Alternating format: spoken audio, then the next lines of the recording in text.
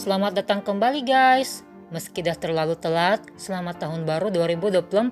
Tetap semangat menjalani aktivitas seperti biasanya. Dan semoga di tahun baru ini kita selalu disertai dengan kebaikan.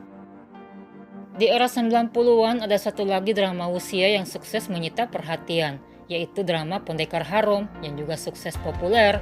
Dulu tayangnya di stasiun TV RCTI pada tahun 1996 dan diperankan oleh tokoh utama aktor Adam Cheng sebagai Chu Liu Xiang atau Pendekar Harum, atau dalam bahasa Kanton berjudul Chor Liu Hung, dan tokoh utama aktris cantik Cynthia Kang sebagai Sang Kuan Wuci.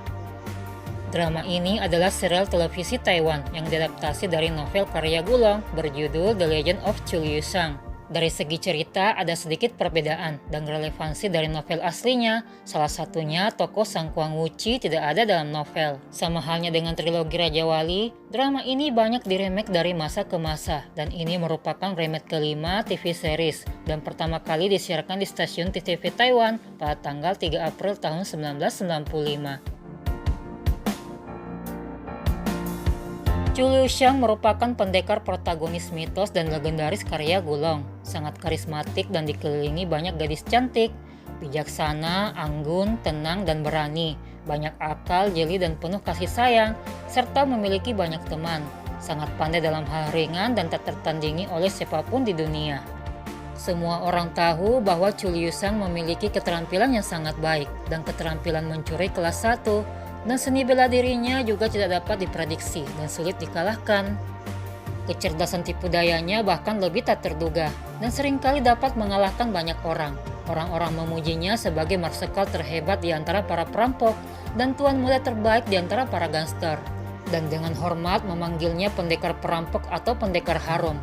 Ia adalah salah satu tokoh paling terkenal di dunia persilatan. Ia datang dan pergi seperti angin, anggun seperti raksasa yang mengejutkan, dan seperti naga yang berenang. Setelah mencuri sesuatu, ia kemudian pergi dan meninggalkan aroma samar dari tulip tertinggal di udara. Chu Liu Xiang tidak pernah membunuh siapapun, tidak pernah membunuh lawannya, dan salah satu ciri khasnya tidak ingin ternoda oleh darah. Ia bertindak sesuai dengan prinsipnya sendiri, dan bahkan ketika ia mencuri, ia melakukannya secara terbuka. Oleh karena itu, apakah ia musuh atau teman, ia lebih dipuji daripada dikritik. Ia juga kesatria bangsawan yang romantis. Ia menjaga sikap yang sangat baik kapanpun dan dimanapun ia berada, dan sangat sopan terhadap wanita dan tidak suka kekerasan. Sekalipun kekerasan terpaksa digunakan, itu adalah kekerasan yang sangat elegan. Seperti yang dikatakan oleh sang novelis Gulong sendiri, pendekar Chu Liu Xiang memiliki daya ledak yang anggun, tenang, dan seketika. Namun Chu Liu Xiang memiliki masalah dengan hidungnya sejak ia masih kecil. Kalau istilah dalam medis modern itu adalah sinusitis, jadi ia sering menyentuh hidungnya, namun itu sama sekali tidak mengganggunya.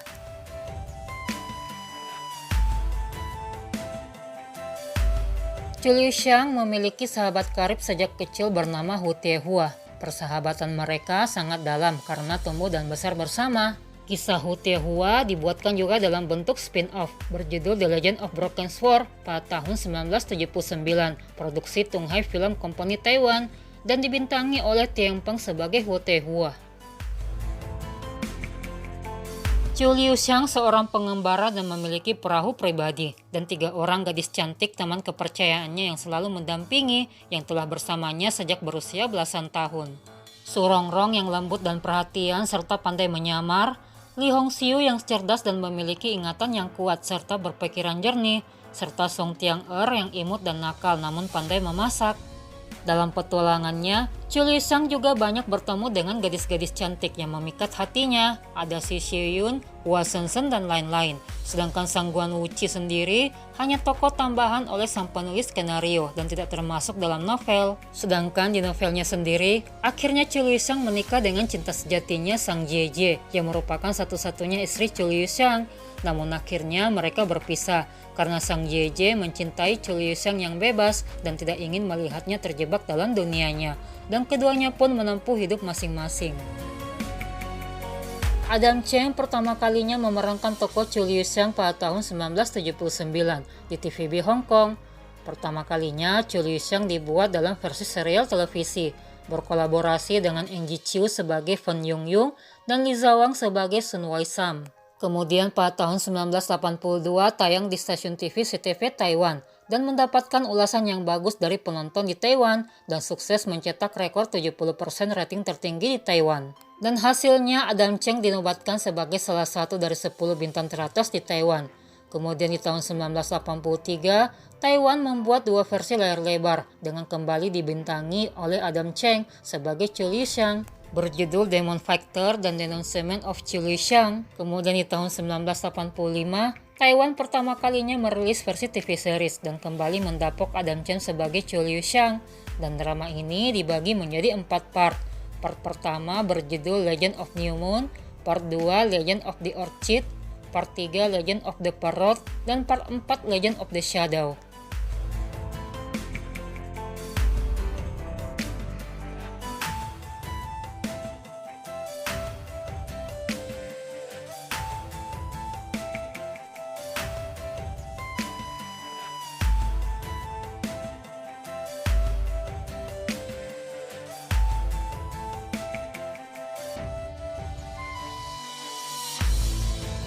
Dan selang 10 tahun kemudian, pada tahun 1995 Taiwan kembali lagi merilis remake terbaru dan tentu saja tetap dengan aktor yang sama, Adam Cheng sebagai Chu Liu Xiang.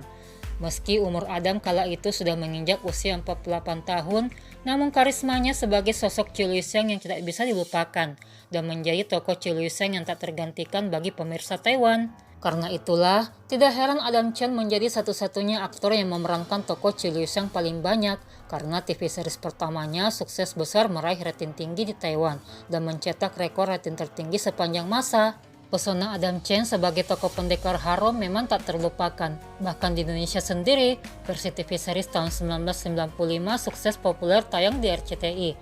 Apalagi dipasangkan dengan aktris cantik Cynthia Khan, makin menambah selera untuk menontonnya. Dan Adam Cheng juga dipercayakan menyanyikan soundtrack opening songnya.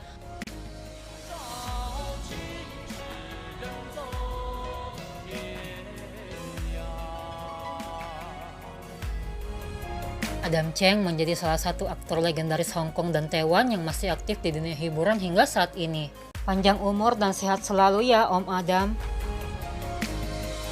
Novel The Legend of Chu Liu Xiang sendiri pertama kali diperkenalkan ke layar kaca dalam bentuk film pada tahun 1977 berjudul Clans of Interrupt berdasarkan kisah salah satu bab dalam novel Chu Liu Xiang berjudul Fragrance in the Sea of the Blood. Dan tokoh Chu Liu Xiang yang pertama kali dalam versi layar lebar dibintangi oleh aktor veteran Tilung, garapan Shaw Brothers Studio Hong Kong. Kemudian dilanjutkan ke bagian kedua pada tahun 1978 berjudul Legend of the Bat. Aktor Tilung sendiri sudah tidak asing lagi di mata penonton Indonesia karena sudah ada beberapa karyanya yang tayang di Indonesia.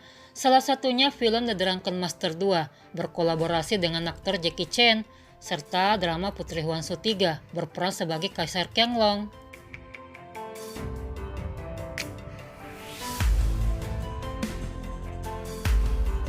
Stylenya sebagai Chu Liu Xiang sangat tampan dan karismatik, bahkan jauh lebih keren dari Om Adam Cheng loh. Namun versi film ini mungkin belum pernah tayang di Indonesia ya guys, jadinya kurang banyak yang tahu aksi Om Tilung sebagai tokoh Chu Liu Xiang.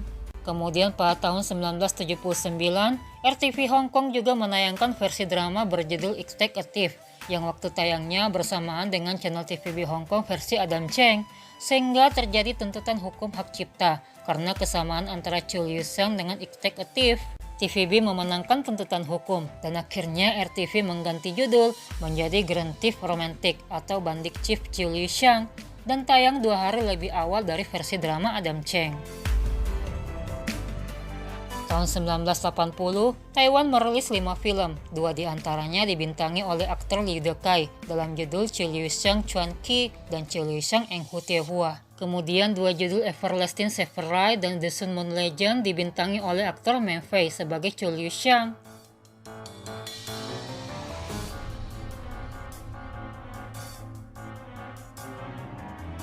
Dan terakhir berjudul Middle Kingdom is Mark of Blood dengan karakter Chu Liu Xiang diperankan oleh Ting Hok. Pada tahun 1982, Shaw Brothers Studio Hong Kong kembali lagi mendapuk Tilung sebagai tokoh Chu Liu Xiang dalam judul Paris of the Sentimental Sword Man. Pada tahun 1984, TVB Hong Kong merilis remake terbaru The New Adventure of Chu Liu Hung dengan mempercayakan aktor baru Michael Miu sebagai Chu Liu Hung atau Chu Liu Xiang, dengan bersanding dengan aktris cantik almarhumah Barbara Yung sebagai Putri Wen Qing atau Song Xiu Qing, yang juga karakternya tidak termasuk dalam novel. Drama ini sempat tayang juga di Indosiar pada tahun 1997, namun tidak sepopuler versi Adam Cheng yang tayang di RCTI.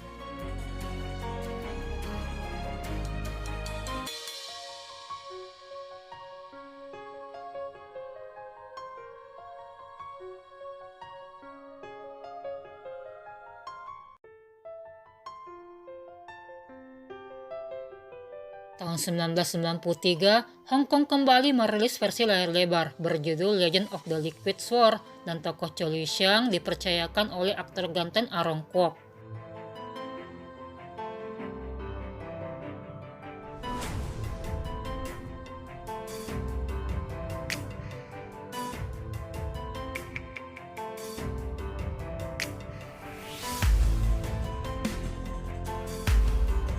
Tahun 2001, TVB Hong Kong bekerja sama dengan CTS Taiwan merilis remake TV series terbaru dengan judul The New Adventure of Chu Liu Hung dengan aktor Richie Ren sebagai Chu Liu Hung atau Chu Liu Xiang.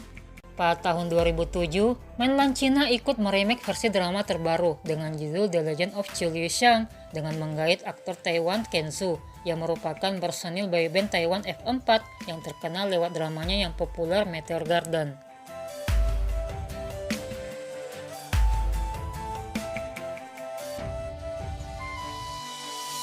Pada tahun 2012, Mainland China kembali melanjutkan remake terbaru berjudul The Legend of Chu Liu Xiang dan kembali mendapuk aktor Taiwan Ken Chang sebagai Chu Liu Xiang yang juga aktif dalam drama televisi Cina.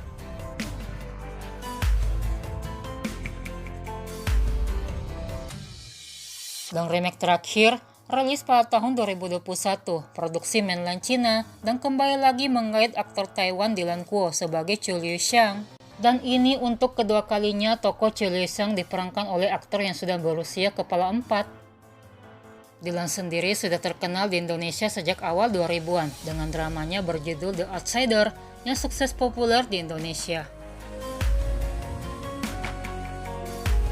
Itulah sedikit profil tentang tokoh pendekar harum karya Gulong yang populer di era 90-an beserta para aktor yang memerankan tokoh tersebut dalam remake dari masa ke masa, baik dalam bentuk film maupun drama televisi. Meski banyak yang asing karena hanya beberapa saja yang tayang di Indonesia, dan kita bisa bernostalgia kembali dengan drama-drama usia populer di era 90-an.